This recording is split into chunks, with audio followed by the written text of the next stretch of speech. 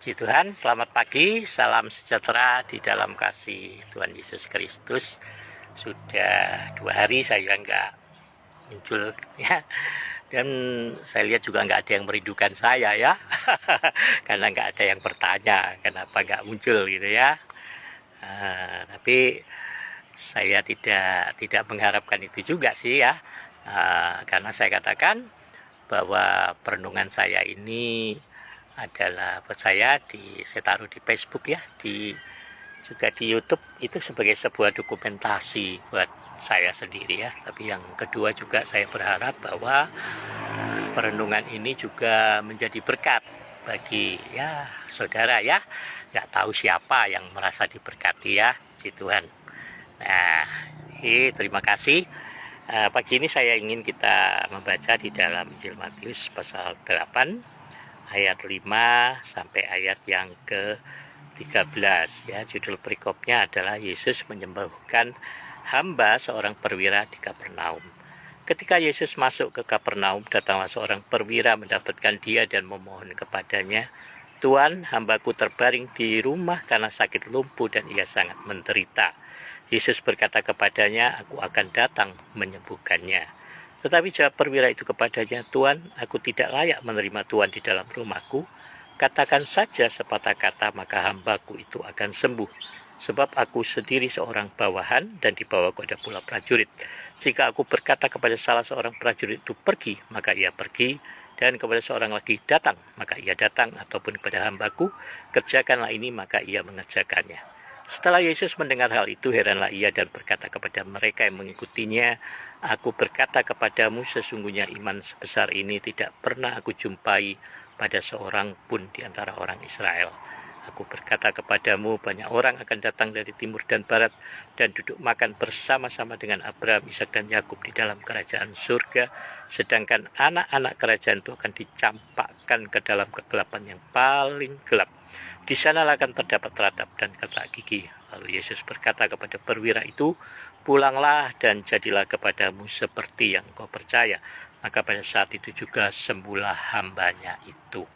Puji Tuhan ya. Satu kali saya mengikuti sebuah KKR ya, beberapa puluh tahun yang lalu itu sih sebenarnya di Stadion Senayan kalau nggak salah, itu sama, nggak salah sih ya, Morisolo atau Benihin, itu saya udah lupa. Nah, pada waktu itu ada altar call untuk kesembuhan dan saya berdiri di sebelah tiang gawang ya, bersama dengan seorang bapak ya yang cukup tua yang nggak saya kenal. Kami memperhatikan bagaimana banyak orang-orang sakit disembuhkan, dan juga bagaimana kami melihat banyak orang-orang yang dari pakaiannya terlihat bahwa mereka bukan orang Kristen begitu ya. Dan kemudian bapak ini mengeluh pada saya. Dia katakan, "Mengapa kok Tuhan itu nggak adil ya?" Saya katakan, "Kenapa Pak?" "Ya, lihat orang-orang itu.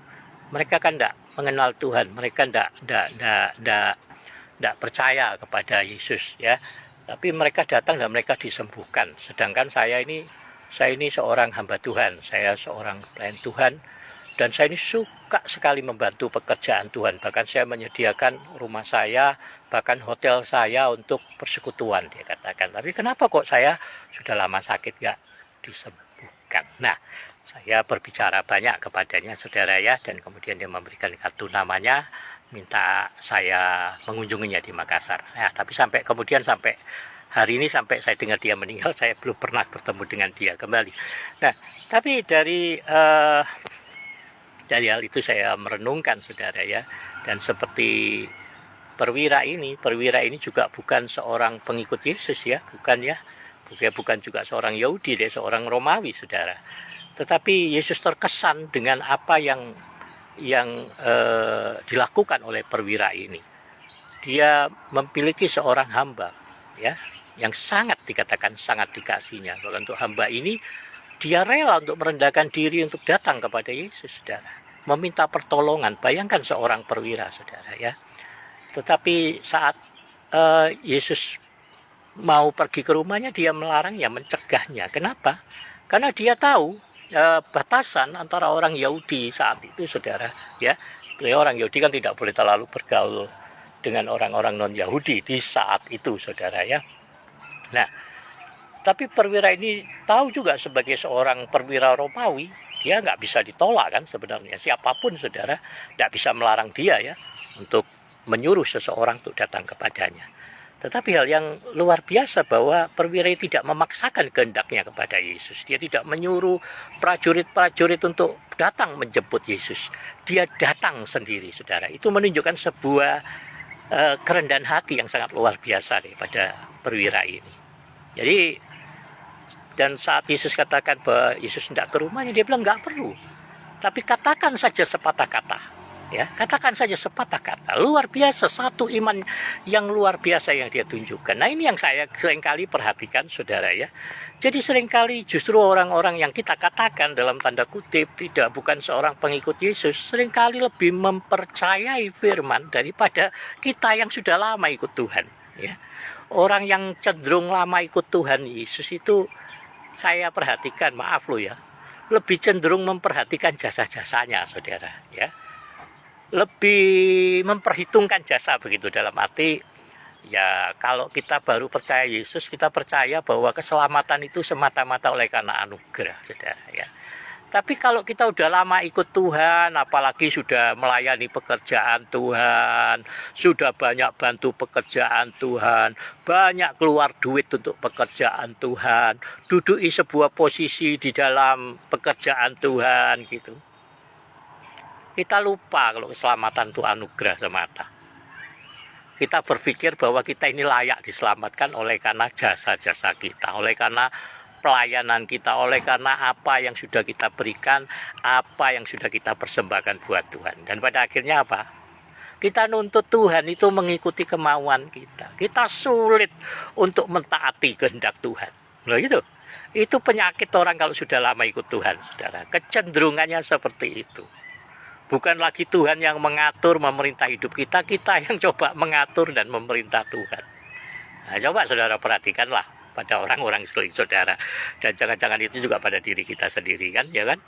Nah, saya juga dulu pernah menganggap seperti itu, saudara ya. Saya menunjukkan jasa-jasa saya kepada Tuhan. Ya, saya menuntut sesuatu kepada Tuhan dan saya menunjukkan jasa-jasa saya. Tapi Tuhan begitu luar biasa baik. Saudara, Tuhan Yesus berkata kepada saya, kalau engkau memperhitungkan jasa-jasamu, tidakkah aku terlebih bisa memperhitungkan segala pelanggaranmu? Waduh, mati kutu sudah. Kalau kita mau tunjukkan apa, saudara? Jasa-jasa kita, perbuatan baik kita, amal kita, taburan yang kita berikan, tidak dapat dibandingkan dengan penderitaan yang Yesus harus pikul di atas kayu salib untuk kita. Tidak dapat dibandingkan dengan apa yang sudah Yesus bayarkan untuk kehidupan kita. Ya, hidup kita semua ini semata-mata oleh karena anugerah Tuhan. Kalau kita bisa, kita ada sesuai dengan kemampuan yang Tuhan percayakan di dalam hidup kita, itu semata-mata kemurahan Tuhan. Maka kalau kita ada dan melayani, berbuat baik, itu juga semata-mata, saudara, karena Tuhan memberikan kita kesempatan untuk masih hidup bernafas sampai hari ini. Saya bilang berapa waktu lalu, waktu ini cepat berlalu kan.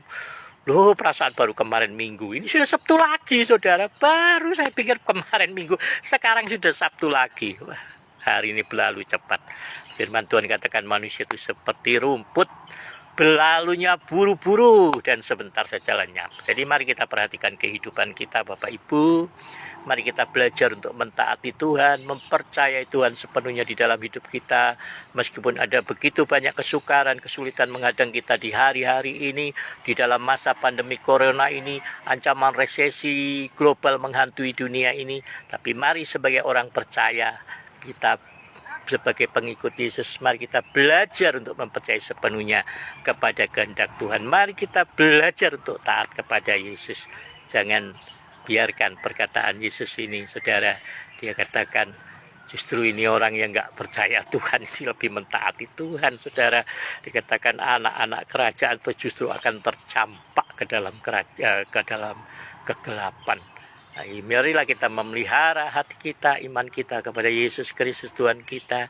Marilah kita tahu bahwa semua pelayanan kita, ya apapun yang kita bisa kerjakan dalam hidup ini, ibadah kita, taburan kasih kita itu semata-mata ya oleh karena kasih karunia Tuhan yang Tuhan sudah berikan di dalam hidup kita. Tidak ada jasa kita di sana, eh, tidak ada apapun yang kita bisa banggakan di sana kecuali anugerah dan kemurahan Tuhan Yesus yang besar di dalam hidup kita. Puji Tuhan, terima kasih untuk kebersamaannya pagi ini. Sampai bertemu di hari Senin. Tuhan Yesus memberkati kita semuanya. Dan mari kita terus berbuat baik, menjadi berkat bagi semua orang, supaya nama Tuhan Yesus dimuliakan di dalam kehidupan kita masing-masing. Percayalah kepada Tuhan, kalau Tuhan memelihara burung pipit di udara, Tuhan memelihara bunga bakung di ladang, Tuhan lebih memelihara setiap kita anak-anaknya di dalam semua kebaikan dan kemurahannya. Dan saya percaya sepanjang hari ini Roh Kudus akan menolong, memimpin saudara, sehingga kemanapun saudara pergi, engkau akan beruntung, setiap usaha pekerjaanmu akan berhasil, dan semua apa yang kau jamah boleh menjadi berkat. Tuhan Yesus memberkati, salam sehat.